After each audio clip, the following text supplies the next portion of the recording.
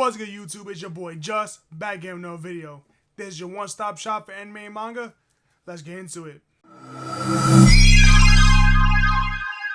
I want to start by saying thank you to everyone who's subscribing. If you're new here and you like my content, you like what I'm doing, consider subscribing, leaving a like, hit the bell so I post another video. Also follow me on Twitter. Links will be in the description. What's up, y'all? I've been trying to do this video forever, for the past 5 or 6 months. And I'm finally able to do it. We're going to do a Boruto review. These chapters are hitting different. I mean, we're on chapter 10 right now. And I can honestly say there has not been really a bad Boruto chapter. I'm talking about the time skip, obviously. I ain't talking about the original. The original, we can talk about that later time. But as of right now, Two Blue Vortex, chapter 10 release. And I'm going to do a review on what just happened because it is crazy. Everything is finally starting to pop off. These chapters being just 1 month, it hurt because sometimes, these incredibly great cliffhangers just lay off and you gotta wait a whole month to find out what's gonna happen next. And I just really wanted to discuss it with today. I hope you enjoyed my Boruto 2 Blue Vortex review. Let's get this started. The Boruto starts off with just pure action because you have Team 10 who's trying to get Himawari out of the village, and Jura and Hidari are just there because they need to capture them. Well, basically, they thought they were there to capture Naruto Uzumaki.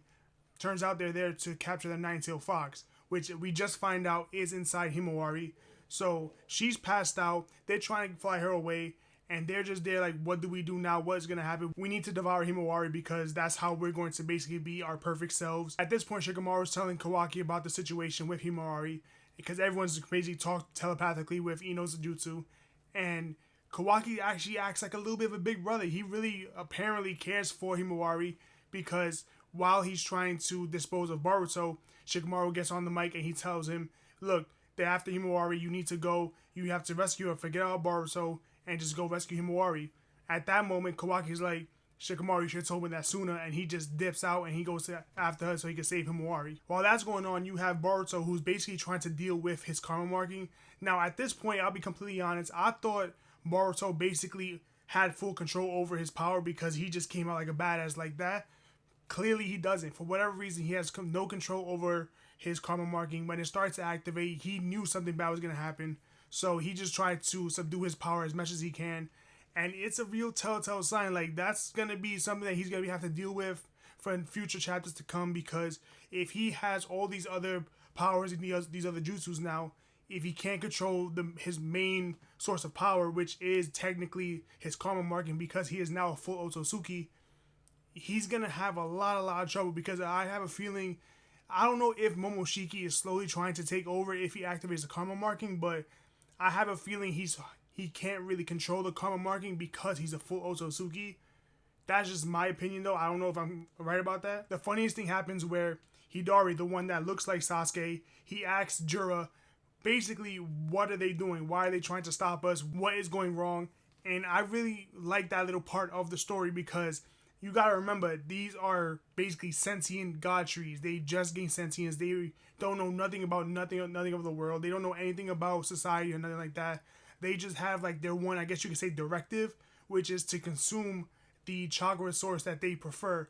Now, in Hidari's case, it's Sarada. In Jura's case, it was Naruto, but now we know it's Nine-Tailed Fox. So Jura just flies. He says to Hidari, go ahead and ask them why they over here trying to stop us, and Jura goes after Himawari. Konohamaru shows up with his team, and he realizes that Sasuke isn't here. Now, he heard over the transmission jutsu saying that Sasuke was also in the village, he was infiltrating the village, and he's a traitor. He doesn't see Sasuke there. He sees some guy that kind of looks like Sasuke, and when he relays that back to Shikamaru, they tell him, yes, this guy has Sasuke's chakra signature. And at that point, that's when Sarada actually shows up, and she can't believe it that someone can have her father's chakra signature. And once he sees her, Hidari just goes full on and attacks her because he needs to devour her. He doesn't know what he's doing it for. He just knows that his directive or like his purpose in life is to devour that source of chakra. So it's at that moment that you see his hidden Rinnegan. Now, I'll be completely honest. I always assumed he had one Rinnegan because obviously we know he's kind of like the copy of Sasuke. So I always just assumed he had only one Rinnegan. But he doesn't. He has both of them. So he lays eyes on Sarada and he instantly charges and he goes for use a Chidori on her. And obviously Sarada, being the badass that she is now, She activates her Sharingan, dodges his Chidori, and then hits him with her own Chidori and hits him clean right in the stomach. And it was just an impressive maneuver because she realizes, wait, how are you doing that? That's my father's jutsu. That's my jutsu. You shouldn't be able to know that. One thing I did forget to mention, however, when Hidari blitzed her, he actually used the claw marks, which I thought was very interesting because I always just assumed, even though they're technically claw grimes that have sentience, they're like god trees slash claw grimes that have sentience, I didn't expect them to be able to use the claw marks the way Code and the other claw grimes can. I don't know why. I guess when they gained that sentience, I just didn't think they had access to their past powers, I guess you could say. So Hidari goes through the claw marks, shows up behind Sarada, and then he just gets kind of smoked because she sees it coming and she works with her own Chidori. So Sarada is there and she kind of contemplates, like, are you my father? Because she sits back and she's like, there's no way someone can have my father's chakra signature and also use that jutsu. So while she has like a little, I guess, like cliffhanger moment in the chapter, we switch over to Himawari, who is completely passed out, and it turns out that she is speaking with Kurama. And this is where like the real meat of the chapter is that we find out that Kurama is inside Himawari. Now I know a lot of y'all talking about like, oh no, that's not real, that's not possible. Naruto used Baryon mode, Kurama is supposed to be dead. No. A long time ago, I forgot when it was, but in the original Naruto manga, they said it. For whatever reason, because the tail beasts are just living embodiments of chakra, they can never die. Their bodies can get destroyed, their souls can get destroyed, but they will take form somewhere and just spawn, basically. And that's what happened here with Kurama. And even he's telling that to Himawari, and he doesn't know why it's going on. I kind of liked a little bit of like the play on the fourth wall break, because he's basically laying out, okay, tail beasts can basically just respawn whenever they want. Now, not whenever they want, but they can eventually respawn. They can never die because they're just massive amounts of chakra. So he's basically laying it out, okay, but I cannot tell you why I respawned in you. And he even just basically glosses over it and says, what's done is done. I'm not going to explain any further. Just know that I am here inside of you and we are basically one. That's kind of the one thing that I don't really like either too much, because I understand that, okay, the tail beasts can die. They're going to respawn at another point. You know, I just basically grow back to what they were. But basically, Himawari is like a built-in Jinchuriki. I don't really know how I feel about that, because the whole process of like the original Naruto series was that they were trying to get people to become Jinchuriki, and it was just impossible to not only basically get them to become one, but it was also basically impossible for them to control the tail beast. So I don't like the fact that basically his reasoning for him trying to respawn in Himawari is the fact that because she is not only Naruto's daughter, she was probably born with a sliver of the Nine-Tails chakra within inside her, and that was the catalyst for Kurama to just respawn in her and basically be a built-in Jinchuriki, if that makes sense. Because and now you know at that point, basically when she was born, she had a little sliver of the chakra, and basically when Naruto got rid of Kurama using Baryon mode, he was going to respawn inside of her because she had that sliver of chakra. That's the kind of route that they're going, and that's what Kurama tries to explain to her, but eventually he just like glosses over and says, yeah, I'm here now, so I'm going to help you. Himawari's talking to Kurama, and even she can't believe it. She just can't believe that the Nine-Tailed Fox is inside her. She's speaking to the Nine-Tailed Fox, and she has access to his chakra. So her just basically can't believe a moment. She just introduces herself like, hi, my name is Himawari Uzumaki. It is nice to meet you. And Kurama, being that he is basically nice now, because obviously he still has all of his memories intact. He knows who he was. He's basically just a little mini fox. He's like a little chibi fox, which is so cute. But he is just explaining to her, like, look, I'm going to help you. You can use my power, and we're going to get through this together. Don't worry, I have your back. So at that moment, Himawari wakes up, and you see Jiro just flying, trying to get to her and Team 10. And he is coming fast, and he's really trying to go after her. Jiro just goes ahead and slices off the wing of the bird that they're riding from Inojin, and they just go ahead and start falling. And that's when Choji's daughter, I keep forgetting her name. Damn it, her name escapes me, but Choji's daughter uses her expansion jutsu so that they can fall safely and they can just land on the field. So now everyone is on the ground, and basically Kurama is talking to Himawari again, and he is telling her, listen, you can get out of this. You can definitely win. The only thing is you have to use my power, and I will. And he says I will happily give you the power that you need, but you have to just access it. And he can't tell her how to access the power, but he just knows that it's a feeling that you have to do. And he even said it: if you don't want to use my power, or if you do, it's all up to you. But you have the strength to get out of the situation alive.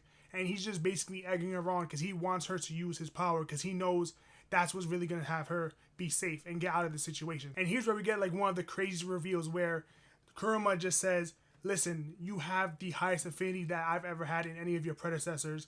Meaning, Himawari, for whatever reason, she has a connection to Kurama that's stronger than Naruto, stronger than Naruto's mother, and stronger than any of the old Uzumakis that had Kurama locked inside. For whatever reason, Himawari has this innate capability of just drawing on the Nine-Tailed Fox's chakra. One of my favorite lines of this entire chapter was the fact that Kurama really goes, so get rid of all your foolish preconceived notions. First, you need to believe in yourself, otherwise your future doesn't look bright either way. He's basically telling her, listen, you're most likely going to die here unless you use my power. So whatever you think it is about using the Nine-Tailed chakra, just go ahead and use my power because that's going to keep you safe. And I don't know, it's a little bit weird because we all know Kurama is basically a good guy. He was never really bad, but you know what I mean. He's good. He wants to keep Himawari safe. But the way he's telling her to use his power is almost as if he wants her to like completely lose control. He wants her to go, because we know that the Nine-Tailed Fox's chakra, it really just boils over with anger and rage. That's where the power really comes from. And it's like he's like egging her on so that she can get angry, so that she can use that power. Now, she doesn't technically use the power as of yet. She goes and she rushes Jura. And honestly, she shouldn't have done that. It was insane. He just caught her. She goes and tries to do like a dynamic entry type of kick. And he just grabs her by the leg and he snaps it literally like a twig. She falls to the floor. Her leg is all bent up, like all crippled and everything. And it's insane the way, I can't believe he really just broke her leg like that. I honestly thought she might activate her Byakugan. She might use some Gentle Fist. She might maybe just spar a little bit. No, it was really, he just caught her leg and just snapped it. Inojin sees it and he completely loses it. He uses his Secret Beast Scroll Jutsu on Jura, and obviously that doesn't work. He's just way, way too strong. And eventually Jura like uses basically Earth Style to basically trap Himawari in like a little bit of a sand coffin type of cocoon a little bit. And Inojin does not play that. He charges Juro with his kunai and he just basically gets rammed through. I'm talking about just pure, just becomes a skewer on Juro's Earth Style, and it was just insane. I can't believe that they're basically gonna kill off this poor little kid at this moment. Now obviously we know Team 10, they ain't gonna die. They are Inashika Cho for a reason. But he really just went and got stabbed through the stomach like it was nothing. Thank God in the Leaf Village there is the world's greatest healer, because honestly, but we'll be honest, we've seen people come from far worse in Naruto series. But damn, this poor little kid, like this gave me 10-10 Tamari vibes, but worse. Like he didn't have to do that to that poor little boy. But he gets basically turned into a shish kebab, and that's when Himawari loses it. And Kurama is like, finally, let's turn this out. And she uses her Nine-Tails power. And there's no like Jinchuriki cloak or anything like that. She's just got the eyes. She has the whiskers that are more pronounced. And she has basically her hair is almost like acting like the Nine-Tails. Her little like, not necessarily like pigtails, but she has several different like little tails that are coming from her hair. But basically it's floating off of her hair. Once Himawari taps into the Nine-Tails power, basically my second favorite line of the entire chapter comes out. And that's basically where Kurama goes, you totally snapped. Well then, shall we run amok then? And I just can't believe it. Kurama really just wanted this girl to go crazy, just go ballistic. Kurama knows that the only way to basically get Himawari out of this situation is she has to rely on the Nine-Tails power. And that's what's going to happen for the next chapter. And I cannot wait. This is going to be an insane chapter. And Boruto 2 Blue Vortex is just hitting. I don't know what they did when they decided to do that time skip. I don't know what storyboard that they got planned out, but it really is hitting. And I honestly encourage everyone to just read Boruto 2 Blue Vortex, because it's honestly that good. It's really an amazing, amazing series. I can honestly say we have been in this series for 10 chapters and there has not really been any bad chapters. I mean, there's been a couple that's a little bit slow because it's more plot driven, but is you have to have those slow chapters, even though it comes out monthly, so it feels a little slower than it should be, if that makes sense. You need those slow parts so it can build up to a moment like this where we actually have Himawari using the Nine-Tailed Fox's chakra, and she is ready going to mess up this god tree. So it's going to be insane. I do think it's going to get a little bit interrupted because I know Kawaki's on his way, so he's definitely probably going to pull up in the next chapter, but I cannot wait for that. So that was my review on Boruto Chapter 10, and I really hope you guys enjoyed it. Now, I hope y'all just excited for the next chapter as I am, and definitely let me know down below. Are y'all reading Boruto 2 Blue Vortex, or did y'all even like this chapter? Definitely let me know, because I really want to understand, like, I want to know if you don't like 2 Blue Vortex specifically, not the original Boruto, specifically 2 Blue Vortex.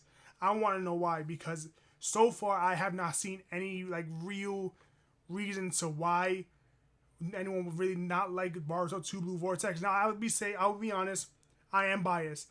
I was okay with the Boruto manga. Like, it wasn't my favorite thing in the world. It was really okay.